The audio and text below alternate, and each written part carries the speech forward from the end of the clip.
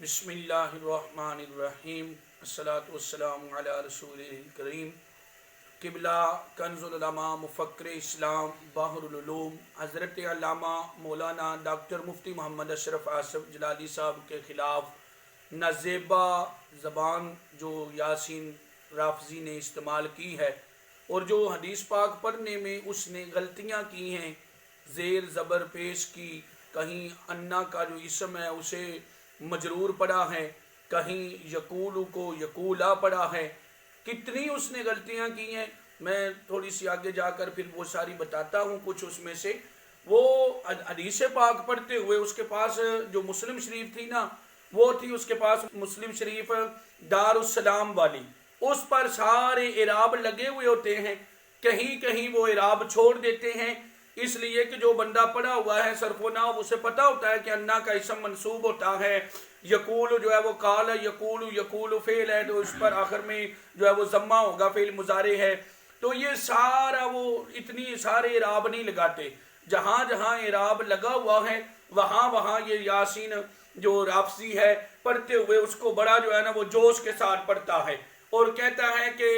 قائد محترم کنز العلماء مفکر اسلام حضرت علامہ مولانا ڈاکٹر مفتی محمد اشرف آصف جلالی صاحب کو جو ہے وہ علم کی عین کا پتہ نہیں، آپ کو تو علم کی عین کی بھی خبر نہیں۔ ان کو کنز العلماء ان کے شاگرد کہتے ہیں، ان کے جو شاگرد ہیں وہ ان کو بحر العلوم کہتے ہیں، کنز العلماء کہتے ہیں۔ جہاں تک مجھے اطلاع ہے تو کنز العلماء کا لقب قائد محترم ڈاکٹر مفتی محمد اشرف آصف جلالی صاحب کو جو ہے وہ حاجی ابو داؤد صادق صاحب رحمۃ اللہ علیہ آپ نے جو ہے وہ عطا فرمایا تھا، یا آپ کے استاد محترم مفتی ظہور احمد جلالی صاحب نے آپ کو کنز العلماء کا لقب عطا فرمایا ہے۔ آپ کے شاگردوں نے آپ کو کنز العلماء کا لقب نہیں دیا، ویسے ہم بھی بولتے ہوئے بولتے ہیں کنز العلماء ہیں، اور جس وقت یاسین یہ رافضی پڑھتا ہے تو حدیث پاک کی سند نہیں پڑھتا۔ مثال کے طور پر سند کیا ہے؟ حدثنی ابو الطاہر و حرملۃ و تقاربا فی اللفظ قال اخبرنا ابن وہب قال اخبرنی یونس عن ابن شہاب ان ابا سلمہ ابن عبد الرحمن ابن عوف حدثہ ان رسول اللہ صلی اللہ علیہ وسلم قال لا عدوى۔ تو اب یہ حدیث پاک کی جو سند ہوتی ہے نا، وہ سند پڑھتے ہوئے یاسین کو اتنا نہیں پتا کہ لفظ ابن اپنے ما قبل کی صفت ہوتا ہے، اپنے ما بعد کی طرف مضاف ہوتا ہے، سند پڑھتے ہوئے سند پڑھتے ہی کوئی نہیں، وہ حدیث کو شروع یہاں سے کرتا ہے ان ابا سلمہ ابن عبد الرحمن، آگے عبد الرحمن ابن عوف آتا ہے، وہ پڑھتا ہے بن عوف، یعنی عربی پڑھتے ہوئے جو بندہ اردو کے لفظ درمیان میں لے آتا ہے بن عوف، اب کہنا یہ عربی عبارت ہے ہی نہیں، یہ تو اردو میں بن عوف کہا جاتا ہے نا، لفظ ہے ان ابا سلمہ ابن عبد الرحمن ابن عوف، اور وہ پڑھتا ہے بن عوف، یعنی جس بندے کو عبارت پڑھنے کا اتنا پتہ نہیں ہے، اور اس حدیث پاک میں جو ہے وہ جو دو تین وہ مسلم شریف کی حدیثیں پڑھتا ہے، وہ کرونا وائرس کے حوالے سے جو وہ گفتگو کر رہا ہے، وہ ہمارا جو موقف ہے وہ قبلہ قائد محترم نے جو کرونا اینٹی وائرس سیمینار ہے اس میں سارا موقف دیا ہوا ہے، میں اس کی طرف نہیں جاتا، میں یہ جو سلطان الجہلا ہے یاسین رافضی، اس کی جو عبارت کی غلطیاں ہیں، لفظ ہوتا ہے جراثیم کش، یہ کشتن ہوتا ہے فارسی میں مصدر، اس کا آگے جو ہے وہ کش امر آتا ہے، اور یہ پڑھتا ہے جراثیم کش، اس کو اتنا نہیں پتا کہ کش جو ہے یہ کشیدن سے ہے، اور کشیدن کا معنی ہے کھینچنا، جراثیم کا، اور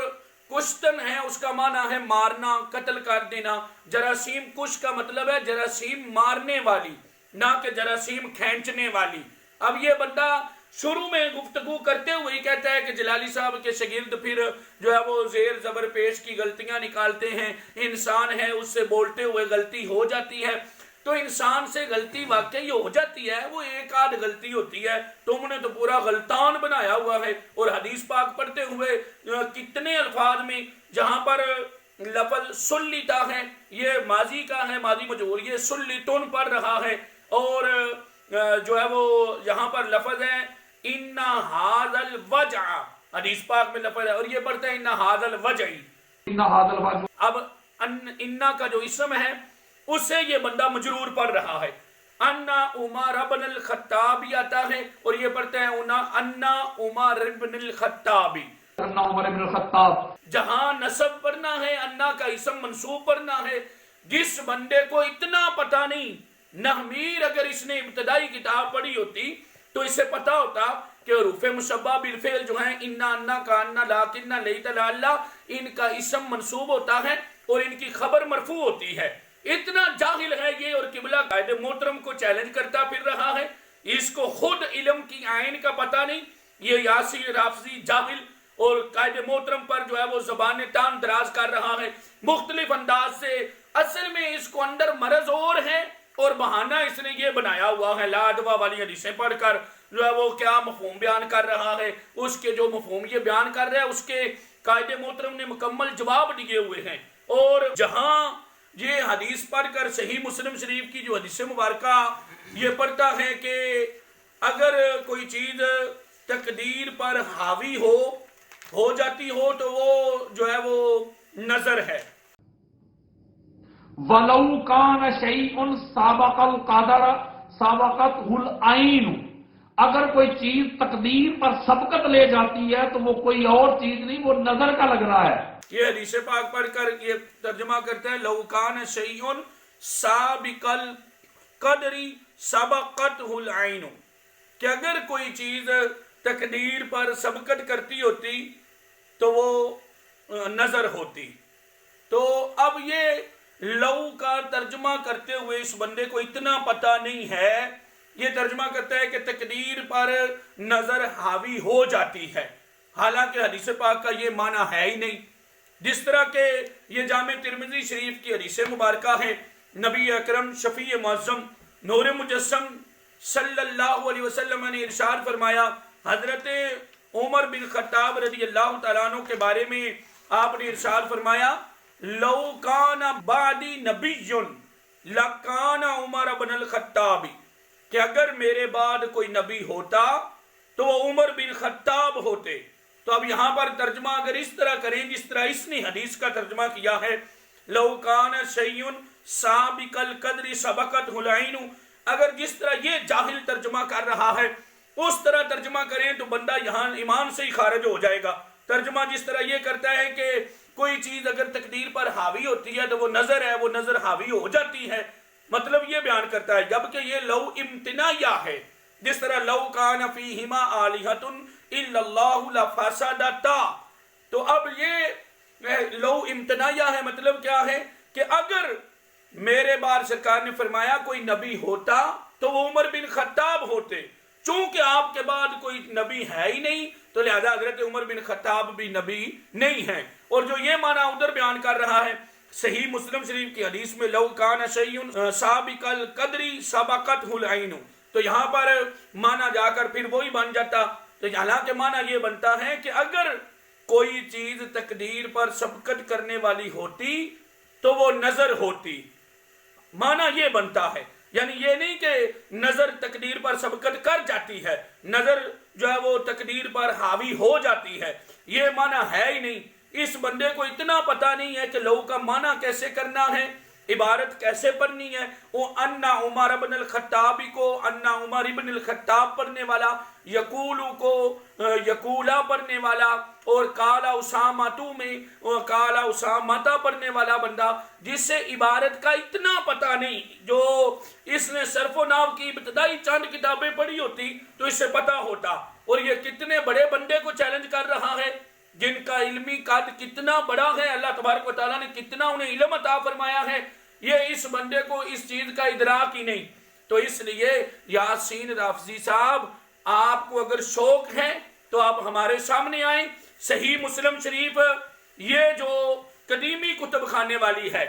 جس سے ہم دورہ حدیث شریف پڑھتے ہیں، یہ میں لے کے آؤں گا صحیح مسلم یاسین صاحب کے سامنے، یہ بھی عبارت پڑھیں گے صحیح مسلم سے اور میں بھی پڑھوں گا، پھر پتہ چل جائے گا کہ اسے کیا آتا ہے. اور پھر یہ کہتا ہے کہ زیر زبر کی غلطی کی کوئی ایسا نہیں ہوتا، زیر زبر کی غلطی ہو جاتی ہے. جب انسان نے ہزاروں الفاظ اپنے منہ سے نکالنے ہیں تو زیر زبر ہو جاتی ہے. اب اللہ تبارک و تعالیٰ کا نام ہے مصور،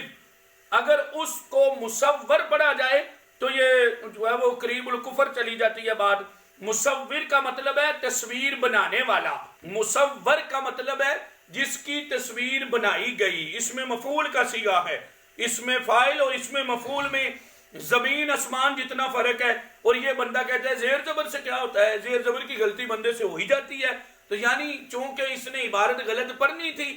اس لیے پہلے ہی اس چیز کا دفاع کر رہا تھا۔ تو جس بندے کو حدیث پاک کی عبارت نہیں پڑھنی آتی وہ قبلہ کنز العلماء مفکر اسلام حضرت علامہ مولانا ڈاکٹر مفتی محمد اشرف آصف جلالی صاحب کو فہم حدیث پر چیلنج کر رہا ہے۔ وہ انہیں کہہ رہا ہے کہ تم دین کے ٹھیکیدار ہو، یہ ہو وہ ہو، تو وہ اندر جو اس کے اندر بغض ہے نا وہ اس چیز کا سہارا لے کر نکال رہا ہے۔ اس لیے یاسین صاحب میں آپ کو کہتا ہوں کہ آپ نے اگر جو ہے وہ کچھ پڑھا ہوا ہے تو بلائیں ہمیں، ہم آپ کے پاس آتے ہیں، آپ ہمارے پاس آ جائیں، اور یہ صحیح مسلم شریف ہوگی جس پر کوئی اعراب نہ لگا ہوا ہو، وہ دارالسلام والی نہیں ہوگی جس پر کچھ اعراب لگے ہوئے ہیں، وہ نہیں ہوگی، یہ ہوگی صحیح مسلم شریف۔ اور پھر تم سے عبارت پڑھائیں گے ہم، وہ جتنی تم نے غلطیاں کی ہیں اس سے بھی کئی غلطیاں، ایک لین عبارت یاسین رافضی نہیں پڑھ سکے گا اس صحیح مسلم شریف سے۔ پھر پتہ چلے گا نا کہ قائد محترم کے شاگردوں کو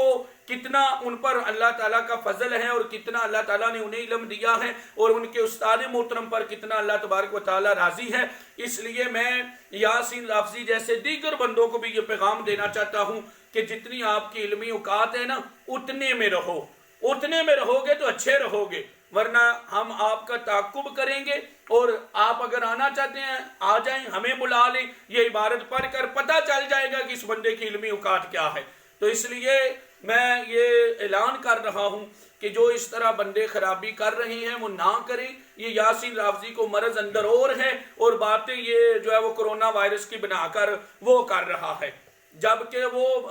قائد محترم نے اپنا پورا موقف دے دیا ہے۔ تو اللہ تبارک و تعالیٰ کی بارگاہ میں دعا ہے کہ رب ذوالجلال ہمیں علماء حقہ کا ساتھ دینے کی توفیق عطا فرمائے۔ وما علیہ الا البلاغ المبین۔